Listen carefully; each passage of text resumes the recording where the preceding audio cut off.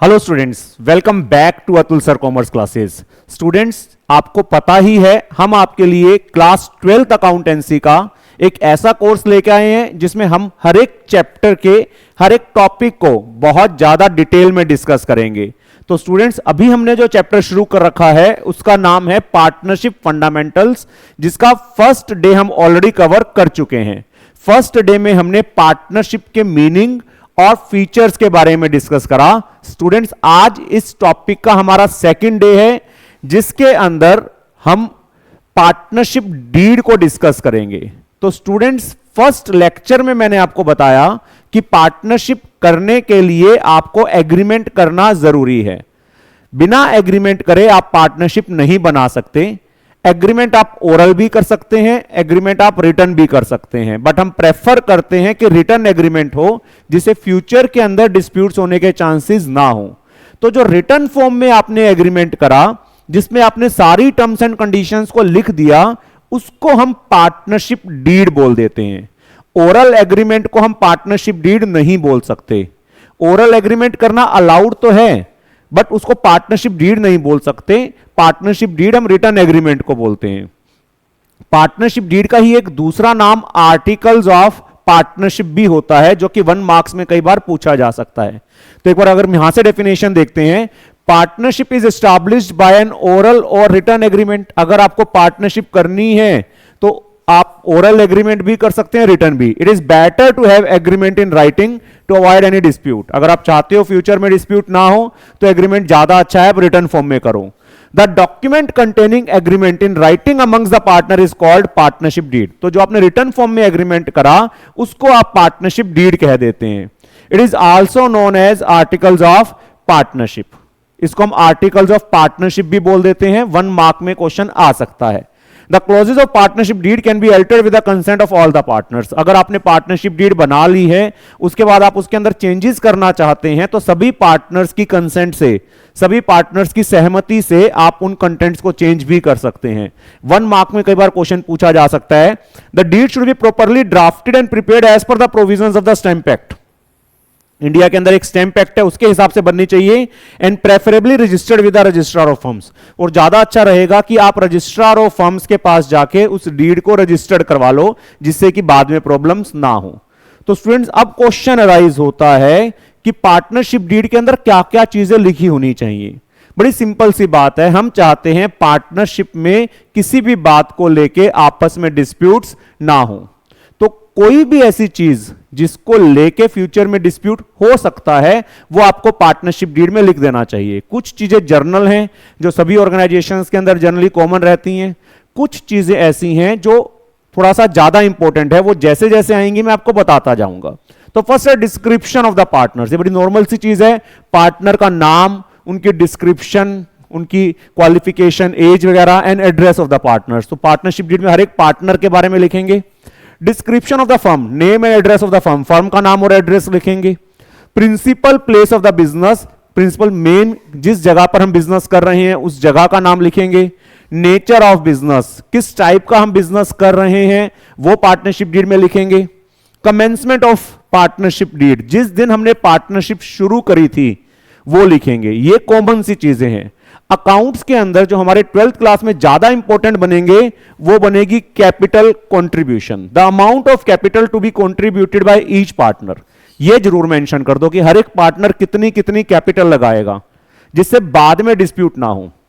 Suppose business शुरू करते वक्त 2 पार्टनर्स हैं, ए और बी। ए ने 5 लाख रुपीज लगा दिए, बी ने 2 लाख लगा दिए। बाद में ए को लगता है कि बी ने कम लगाए और उसमें डिस्प्यूट हो गया और हमने कोई चीज डिसाइड ही नहीं करी थी कि ए कितने लगाएगा, बी कितने लगाएगा, तो उस डिस्प्यूट को सॉर्ट आउट करना बड़ा मुश्किल हो जाएगा।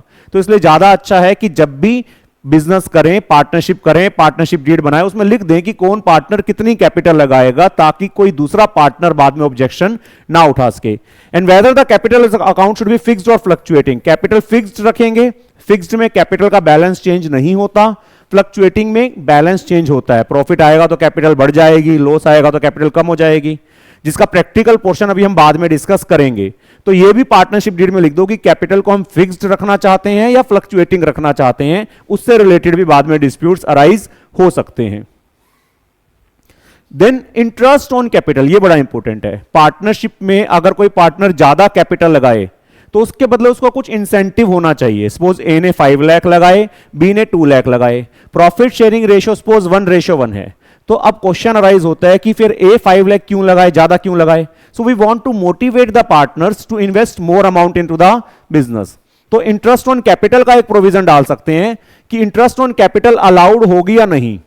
आप पार्टनरशिप डीड में लिख दे अलाउड और नोट, और अगर अलाउड होगी तो कितने रेट से हम इंटरेस्ट ऑन कैपिटल देंगे।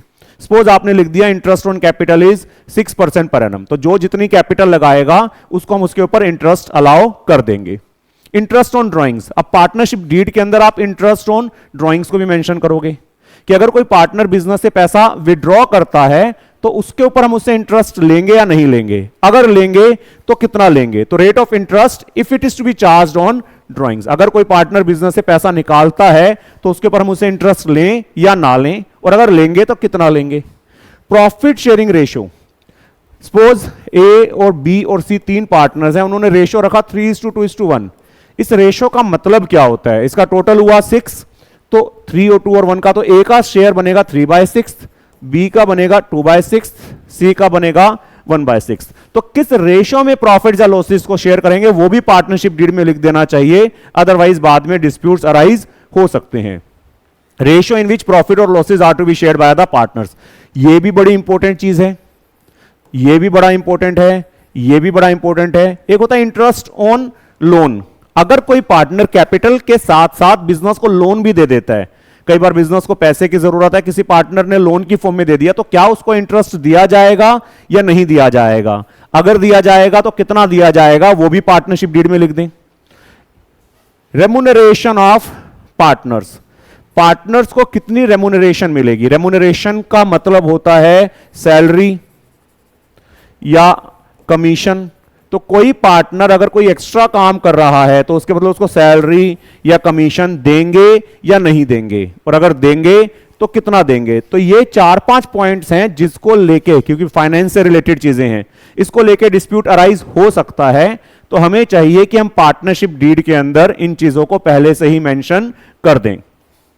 बाकी माइनर चीजें हैं, वैल्यूएशन ऑफ एसेट्स, किस तरीके से अगर पार्टनरशिप में कोई चेंज आता है, एडमिशन होता है, रिटायरमेंट होता है, पार्टनरशिप में कोई भी चेंज आता है और हमने एसेट्स को दोबारा से वैल्यूएशन करनी है, तो उसकी वैल्यूएशन का तरीका क्या होगा वो भी पार्टनरशिप डीड में लिख देना चाहिए। देन सेटलमेंट ऑफ अकाउंट्स, अगर कोई पार्टनर रिटायर हो रहा है, डेथ हो रही है किसी पार्टनर की, या बिजनेस बंद हो रहा है, तो अकाउंट्स को कैसे सेटल करेंगे। अकाउंटिंग पीरियड, अकाउंट्स कब क्लोज होंगे, अब ये रेलेवेंट इररेलेवेंट है क्योंकि अकाउंट्स को 31 मार्च को ही क्लोज करना पड़ेगा। हर एक पार्टनर की राइट्स और ड्यूटीज क्या होंगी। Duration of partnership, 11th class में आपने पर्टिकुलर पार्टनरशिप करा था, अगर हमारी पर्टिकुलर पार्टनरशिप है तो कितने टाइम पीरियड के लिए पार्टनरशिप है, किस पर्टिकुलर टाइम पीरियड के लिए है या किस पर्टिकुलर प्रोजेक्ट के लिए है, वो भी मेंशन कर दें। बैंक ऑपरेशंस, बैंक में साइन किसके चलेंगे, इंडिविजुअली अकाउंट ऑपरेट करा जाएगा या जॉइंट अकाउंट ऑपरेट किया जाएगा। सेटलमेंट ऑफ डिस्प्यूट्स, जो पार्टनर में अगर डिस्प्यूट हो गया तो उसको सॉर्ट आउट कैसे किया जाएगा। तो ये मेन चीजें हैं जो पार्टनरशिप डीड में लिखनी है। हमारे लिए 12th क्लास के अंदर जो ज्यादा इंपॉर्टेंट है, capital contribution, then profit sharing ratio, then interest on capital, then interest on drawings, then interest on loan, then remuneration to partners. ये सारी चीजें ऐसी हैं जो फाइनेंस से रिलेटेड हैं, जो ज्यादा इंपॉर्टेंट है, तो इनको अच्छे से आपको याद रखना है। अब स्टूडेंट्स क्वेश्चन अराइज होता है कि अगर पार्टनरशिप डीड नहीं है या हम किसी चीज को पार्टनरशिप डीड में लिखना भूल गए हैं तो क्या रूल अप्लाई होगा। बेसिकली डिस्प्यूट अराइज हो सकता है, अगर आप किसी चीज के बारे में भूल गए और बाद में आपस में डिस्प्यूट हो गया तो उसको सॉर्ट आउट कैसे किया जाएगा। बड़ा सिंपल सा रूल है, अगर आपने पार्टनरशिप डीड में कुछ लिख रखा है तो पहले उसको माना जाएगा। अगर आपने पार्टनरशिप डीड में किसी चीज के बारे में नहीं लिखा या आपने पार्टनरशिप डीड नहीं बनाई या आपने एग्रीमेंट में किसी चीज के बारे में डिसाइड नहीं किया तो उस केस में फिर इंडियन पार्टनरशिप एक्ट 1932 में जो लिखा है वो माना जाएगा। तो पहला डॉक्यूमेंट पार्टनरशिप डीड है, अगर पार्टनरशिप डीड नहीं है तो सेकंड नंबर पे डॉक्यूमेंट जो है वो इंडियन पार्टनरशिप एक्ट 1932 है। तो उसमें देखते हैं क्या लिखा है। In the absence of partnership deed और वर्बल एग्रीमेंट और if the partnership deed silent on a certain point, अगर पार्टनरशिप डीड नहीं है या किसी पर्टिकुलर पॉइंट को लेके साइलेंट है या एग्रीमेंट नहीं कर रखा आपने, तो following provisions of partnership act 1932 will be applicable. 1932 partnership act के जो रूल्स हैं वो अप्लाई होंगे। फर्स्ट है प्रॉफिट शेयरिंग रेशियो, बड़ा इंपॉर्टेंट है। अगर आपने डिसाइड नहीं करा तो प्रॉफिट शेयरिंग रेशियो इक्वल होगा। सपोज ए और बी दो पार्टनर्स हैं तो 1:1 होगा। कैपिटल पे डिपेंड नहीं करेगा। कई बार बच्चों को ऐसा लगता है जिसने ज्यादा पैसे लगाए उसका प्रॉफिट ज्यादा होगा, जिसने कम पैसे लगाए उसका प्रॉफिट कम होगा। ऐसा नहीं है। कैपिटल के बदले पार्टनर्स को अगर हमें एक्स्ट्रा पैसा देना है तो वो इंटरेस्ट ऑन कैपिटल की फॉर्म में दिया जा सकता है। प्रॉफिट्स जो होते हैं वो हार्डवर्क का रिजल्ट है, मेहनत का रिजल्ट है, जो कि सभी ने बराबर बराबर कर रखी है। तो profit and losses are to be shared equally irrespective of their capital contribution. अगर उन्होंने प्रॉफिट शेयरिंग रेशियो डिसाइड नहीं करा तो प्रॉफिट और लॉसेज को बराबर बराबर शेयर करा जाएगा, कैपिटल के रेशियो में नहीं करा जाएगा।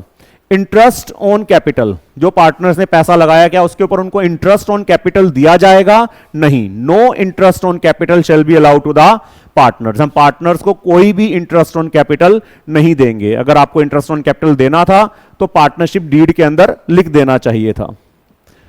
देन इंटरेस्ट ऑन ड्राइंग्स, जो पार्टनर बिजनेस से पैसा निकाल रहे हैं क्या उसके ऊपर हम उनसे इंटरेस्ट ऑन ड्राइंग्स चार्ज करें या ना करें? तो आंसर है no interest is to be charge on drawings. अगर आपने डिसाइड नहीं करा तो हम पार्टनर से इंटरेस्ट ऑन ड्राइंग्स भी चार्ज नहीं करेंगे। सैलरी टू पार्टनर्स, आप इसको salary or commission to partners बोल सकते हो, बेसिकली रेम्यूनरेशन टू पार्टनर्स। तो no partner is entitled to any salary or commission for taking part in running the business. अगर कोई पार्टनर एक्स्ट्रा काम कर भी रहा है उसके बदले कोई उसको सैलरी या कमीशन हम नहीं देंगे, अगर आपने पार्टनरशिप डीड में नहीं लिखा है। सबसे इंपॉर्टेंट चीज है interest on partners loan.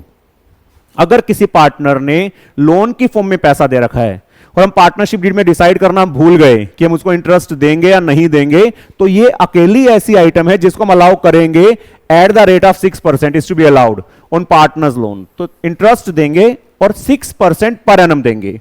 Such interest shall be paid even if there are losses, और अगर लॉस होगा तब भी पे करेंगे।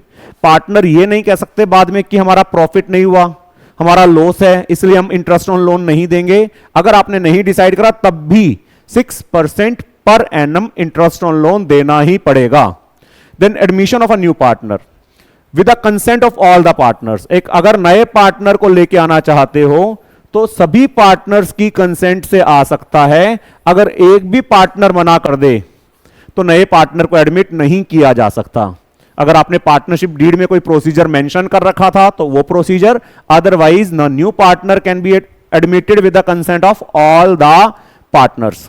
देन उसके अलावा कुछ है, हर एक पार्टनर के पास राइट है कि वो बिजनेस में पार्टिसिपेट कर सकता है। हर एक पार्टनर बुक्स को चेक कर सकता है, उसकी कॉपी लेना चाहे तो उसकी कॉपी ले सकता है। मेन तो पहले 6 रूल्स हैं जो आपको अच्छे से पता होने चाहिए। प्रॉफिट शेयरिंग रेशियो इक्वल होगा, इंटरेस्ट ऑन कैपिटल नहीं देंगे, इंटरेस्ट ऑन ड्राइंग्स पार्टनर से चार्ज नहीं करेंगे, सैलरी और कमीशन हम पार्टनर्स को नहीं देंगे, interest on partners loan is the only item that will be allowed at the rate of 6% per annum even if there are losses. The new partner can be admitted with the consent of all the partners. अगर एक भी partner मना कर देगा हम नए partner को business में नहीं लेके आएंगे। देन स्टूडेंट्स, इसके अलावा पार्टनरशिप एक्ट जो है वो स्पेसिफाई करता है कि अगर एक पार्टनर कोई प्रॉफिट कमा लेता है अपने लिए कोई ऐसी ट्रांजैक्शन से जो कि उसने फर्म की प्रॉपर्टी को यूज करा है या बिजनेस कनेक्शन यूज करें फर्म के, मतलब फर्म की प्रॉपर्टी को यूज करके या फर्म के बिजनेस कनेक्शंस को यूज करके वो कोई पैसा कमा लेता है, ही और she shall account for the profit and pay to the firm. तो वो पैसा फर्म का होगा, उसका नहीं होगा, वो पैसा उसको फर्म को वापस लौटाना पड़ेगा। Then if a partner carries on any business of the same nature as and in competing with that of the firm. एक ये भी है कि अगर कोई पार्टनर कोई ऐसा बिजनेस करता है जो फर्म के कंपटीशन में है तो उसमें भी उसने अगर कोई प्रॉफिट कमाया है तो वो सारा उसको फर्म को देना पड़ेगा। मतलब पार्टनर को कोई कंपीटिंग बिजनेस करना अलाउड नहीं है। तो स्टूडेंट्स, ये सारी चीजें पार्टनरशिप डीड के बारे में थी कि पार्टनरशिप डीड में जनरली क्या होना चाहिए, और जनरली पार्टनरशिप डीड अगर आपकी नहीं है या उसमें कोई चीज मिसिंग है तो क्या रूल्स अप्लाई होते हैं। तो स्टूडेंट्स, यहां तक हमारा थ्योरेटिकल पोर्शन है। थोड़ा सा जो थ्योरेटिकल पोर्शन होगा उसको हम बाद में कभी कवर करेंगे। नेक्स्ट क्लास से हम अपना प्रैक्टिकल पोर्शन करना शुरू कर देंगे। तो ये थोड़ा सा ही थ्योरेटिकल पोर्शन है, ट्राई कीजिए इसको साथ के साथ लर्न करने की। Thank you.